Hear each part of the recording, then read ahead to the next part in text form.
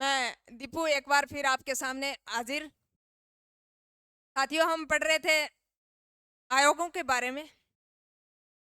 जो राजस्थान में प्रमुख आयोग हैं उनकी चर्चा कर रहे थे, और उसी कड़ी में हम राजस्थान स्टेट इंफॉर्मेशन कमीशन के बारे में पढ़ेंगे, राजस्थान राज्य सूचना आयोग के बारे में।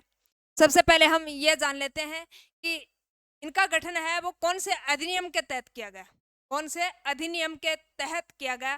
तो राजस्थान सूचना अधिनियम, राजस्थान राज्य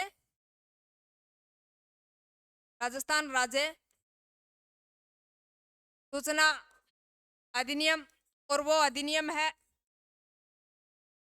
2005 का 2005 का 2005 का। अब बात करें धारा की, इसकी धारा की, तो धारा 15 में इसका वर्णन मिलता है। बात करें अध्याय की, अध्याय 4 में इसका वर्णन मिलता है। अब आप कहोगे यानी अधिनियम क्यों आ रहा है, यानी किस प्रकार का निकाय है? तो ये क्या है? सांविधिक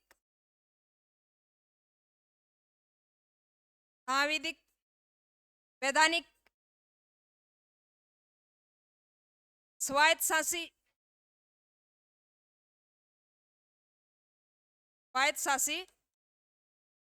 निकाय है। अब एक बात मैंने पहले भी बताया था, यानी सांविधिक आ रहा है, वैधानिक आ रहा है, स्वायत्तशासी आ रहा है, इसका मतलब इसका गठन है वो अधिनियम के तहत हुआ है। इसका वर्णन भारत के मूल संविधान में नहीं मिलेगा। इसका मतलब है इसका वर्णन है वो मूल संविधान में नहीं मिलेगा। इसका गठन किसके तहत हुआ है? अधिनियम के तहत हुआ है, इसलिए इसमें सांविधिक, वैधानिक, स्वायत्तशासी जैसे शब्द आ रहे हैं। तो यह क्या है? स्वायत्तशासी संस्था है, और इसका निर्माण किसी अधिनियम के तहत हुआ है। अब अपन बात करते हैं, सबसे पहले सूचना का अधिकार कौन से देश में आया था? तो वो देश था स्वीडन। कौन सा देश? स्वीडन। तो सबसे पहले सूचना का अधिकार स्वीडन में, सबसे पहले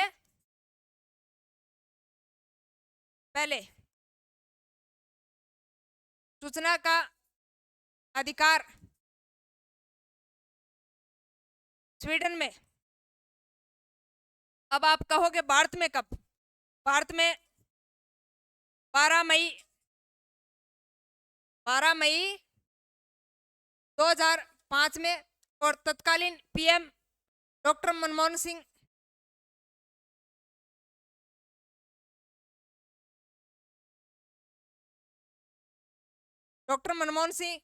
डॉक्टर एपीजे अब्दुल कलाम राष्ट्रपति थे। एपीजे कलाम।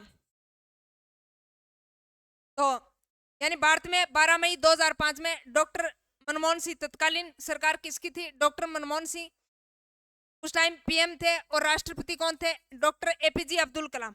और आपको पता है, कोई अभी अधिनियम पारित करना हो, कानून बनाना हो, तो सबसे पहले यानी किसी भी जो सदन है उसमें राज्यसभा में भी जा सकता है और लोकसभा में भी जा सकता है, सिर्फ धन विधेयक को छोड़कर। यानी कौन से ही सदन में रखकर, यानी जब दोनों सदनों में पारित हो जाता है, उसके बाद उस पे हस्ताक्षर कौन करते हैं? राष्ट्रपति। तभी वो क्या बन पाता है? कानून बन पाता है। उस time doctor Manmohan Singh PM थे, और डॉक्टर एपीजे अब्दुल कलाम क्या थे? राष्ट्रपति थे। ये आप ध्यान में रखना। और राजस्थान में इसका गठन, तो राजस्थान में इसका गठन 13 अक्टूबर, राजस्थान में गठन 13 अक्टूबर 2005 के अंदर, 13 अक्टूबर 2005 में। बात करें इसके मुख्यालय की, तो मुख्यालय कहाँ है? जयपुर में। कहाँ है इसका मुख्यालय? जयपुर में। ये आप ध्यान में रखोगे तो आपको पूछा जा सकता है कि राजस्थान राज्य सूचना आयोग का जो मुख्यालय है वो कहाँ है? तो कहाँ है? जयपुर के अंदर है। और जयपुर में इसका गठन, स्थापना 18 अप्रैल 2006 में किया गया। 2006 में, ये आपको ध्यान में रखना। और यह तारीख बहुत बार पूछी जाती है कि राजस्थान राज्य सूचना आयोग का गठन कब किया गया, यानी ये आयोग कब स्थापित किया गया। तो 18 अप्रैल 2006 को। कब? राजस्थान में 18 अप्रैल 2006 को। ये आप ध्यान में रखोगे, अच्छे तरीके से ध्यान में रखोगे, और यही क्वेश्चन बार बार पूछा जाता है। अब अपन बात करते हैं इनकी संरचना की। संरचना, स्ट्रक्चर। तो संरचना यानी यह कैसा निकाय है? बहुसदस्य निकाय। बहुसदस्य निकाय है। और यह क्वेश्चन बहुत बार पूछा जा चुका है कि राजस्थान राज्य सूचना आयोग यह वो किस प्रकार का निकाय है। तो बहुसदस्य निकाय है, यानी इसमें बहुत सारे सदस्य होते हैं, और बहुत सारे यानी अधिकतम कितने हो सकते हैं? तो अधिकतम 1+10, अधिकतम 1+10 सदस्य हो सकते हैं। 1 यानी एक होता है अध्यक्ष, एक होगा अध्यक्ष, और 10 क्या होंगे? अन्य सदस्य। लेकिन वर्तमान में कितने हैं? वर्तमान की बात करें तो वर्तमान में 1+4 है। 1+4 वर्तमान में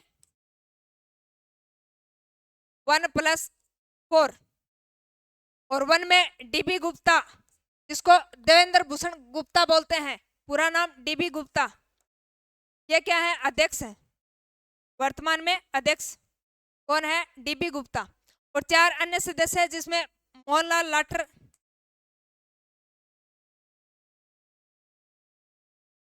लक्ष्मण राठौड़,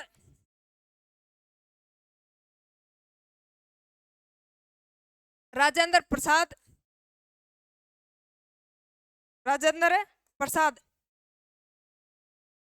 चित्तलवाड़।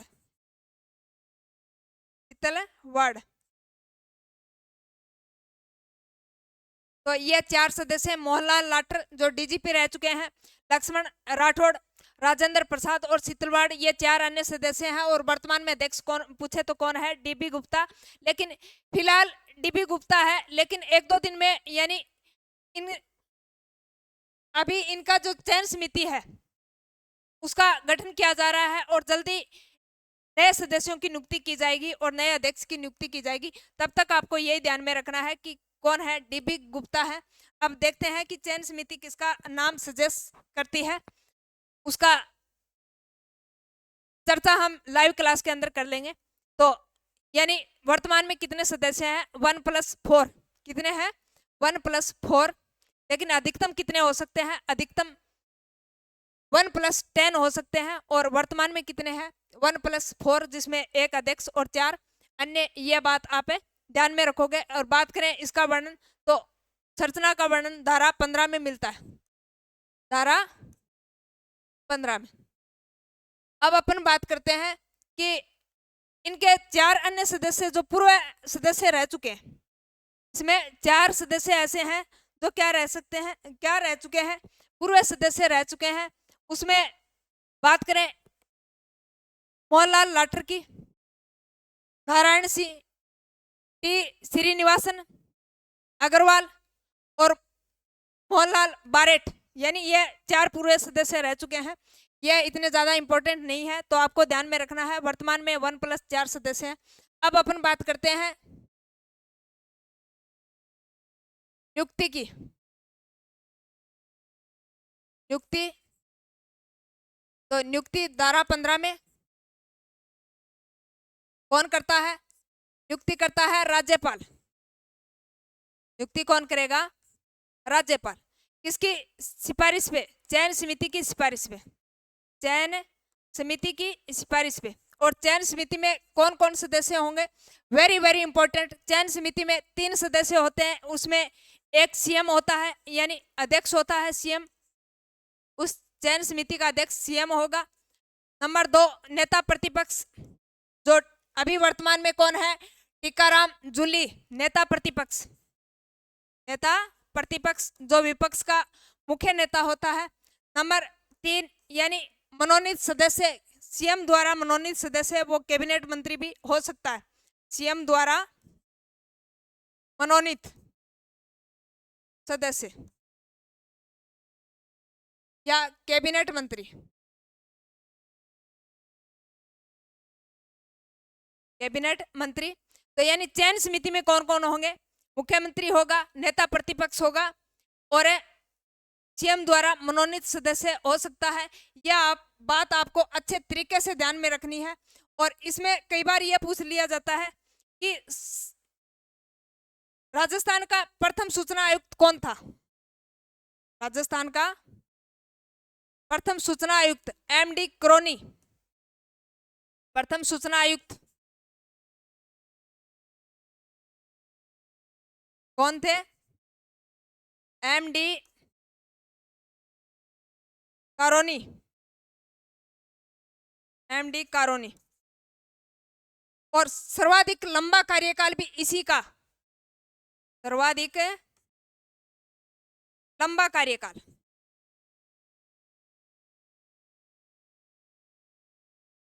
और न्यूनतम कार्यकाल की बात करें और वर्तमान में डीबी गुप्ता है, प्रथम कौन है? एमडी करोनी। न्यूनतम कार्यकाल किसका है?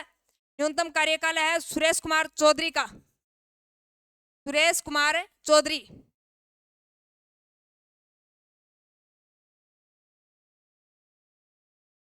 चौधरी। तो न्यूनतम कार्यकाल पूछ ले, अधिकतम पूछ ले, यानी अधिकतम एमडी कारोनी और न्यूनतम सुरेश कुमार चौधरी का। और टी श्रीनिवासन ऐसे व्यक्ति हैं जो अध्यक्ष व सदस्य दोनों पदों पर रह चुके हैं, यह भी आप ध्यान में रखोगे। कौन? टी श्रीनिवासन। टी श्रीनिवासन सदस्य व अध्यक्ष दोनों पदों पर रह चुके हैं।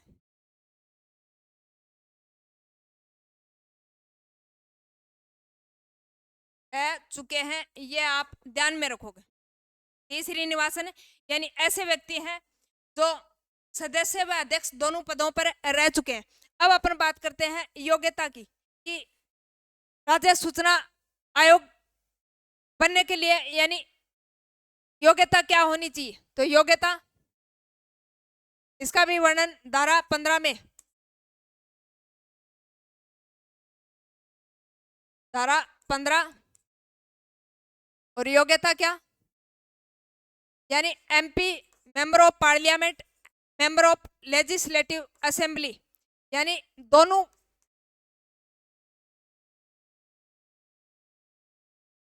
एमपी एमएलए के पद पर नहीं होना चाहिए, पद पर नहीं होना चाहिए। यानी एमपी एमएलए अगर है तो वह व्यक्ति क्या नहीं बन सकता? राजस्थान राज्य सूचना आयोग का अध्यक्ष नहीं बन सकता। नंबर 2, यानी केंद्र व राज्य पे, केंद्र व राज्य में लाभ के पद पर ना हो, लाभ के पद पर न हो ऐसा व्यक्ति, यानी लाभ के पद पर नहीं होना चाहिए, वो क्या नहीं बन सकता? अगर लाभ के पद पे है तो वो क्या नहीं बन सकता? राजस्थान राज्य सूचना आयोग का अध्यक्ष व सदस्य नहीं बन सकता। अब अपन बात करते हैं कार्यकाल की। किसके? कार्यकाल की। तो कार्यकाल, कार्यकाल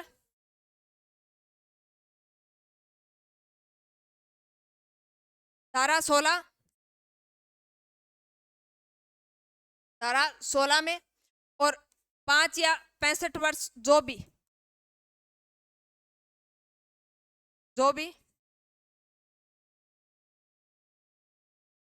लेकिन वर्तमान में कार्यकाल कौन निर्धारित करेगा? 2019 में संशोधन हुआ, उसके बाद कार्यकाल निर्धारित करने की जिम्मेदारी किसकी है? केंद्र सरकार की। वर्तमान में निर्धारित कौन करेगा कार्यकाल? कार्यकाल निर्धारण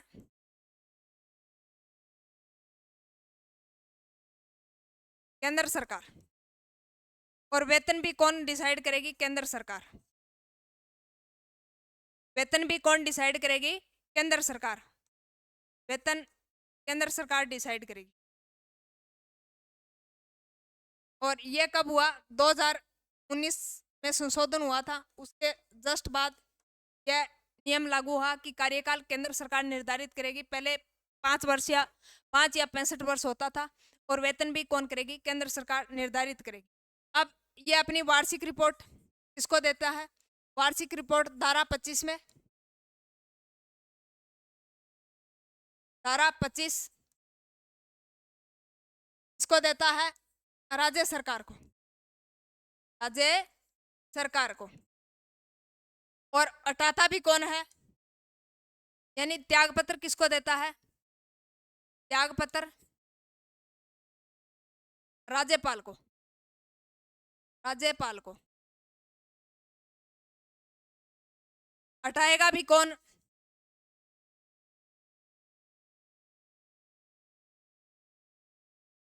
हटाने की प्रक्रिया, यानी असमर्थता पाई जाती है, कदाचार पाया जाता है, असमर्थता व कदाचार अगर सुप्रीम कोर्ट द्वारा सिद्ध हो जाता है, अगर किस कौन करेगा? सुप्रीम कोर्ट जांच करेगा, और सुप्रीम कोर्ट द्वारा सिद्ध हो गया कि फला व्यक्ति है वो असमर्थ है, कदाचार में लिप्त है, दोषी है, तो सुप्रीम कोर्ट द्वारा सिफारिश के आधार पे, सुप्रीम कोर्ट की सिफारिश के आधार पे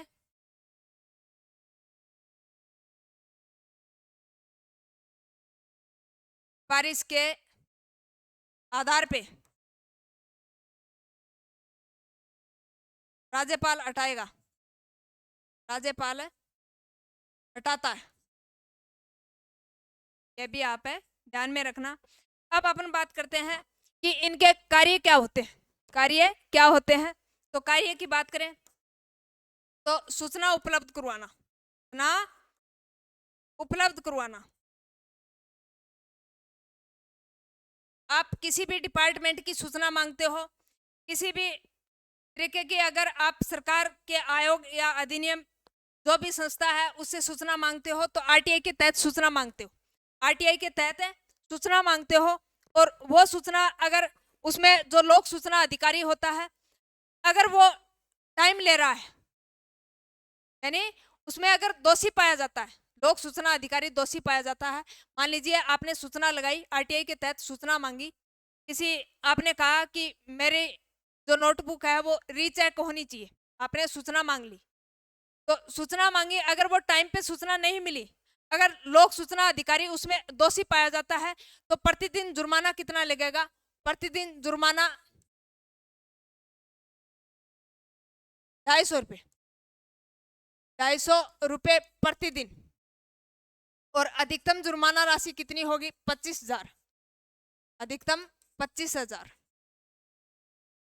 25,000 जुर्माना राशि, 250 रुपये प्रतिदिन। और अधिकतम कितनी हो सकती है? 25,000 रुपये जुर्माना हो सकती है। और एक राजस्थान संपर्क पोर्टल जो 2014 में बनाया गया था उसमें आप ऑनलाइन शिकायत दर्ज करवा सकते हो, ऑनलाइन सूचना मांग सकते हो, ऑनलाइन शिकायत दर्ज करवा सकते हो, घर बैठे ही शिकायत दर्ज करवा सकते हो। वो क्या है? राजस्थान सूचना पोर्टल, और वो पोर्टल बना था 2014 में, आप ऑनलाइन शिकायत दर्ज करवा सकते हो घर बैठे ही। तो यह था अपना राजस्थान राज्य सूचना आयोग। और आशा व उम्मीद करते हैं आपको अच्छे से समझ में आया होगा। धन्यवाद साथियों, मिलते हैं एक नए सेशन में, तब तक के लिए जय हिंद, जय भारत।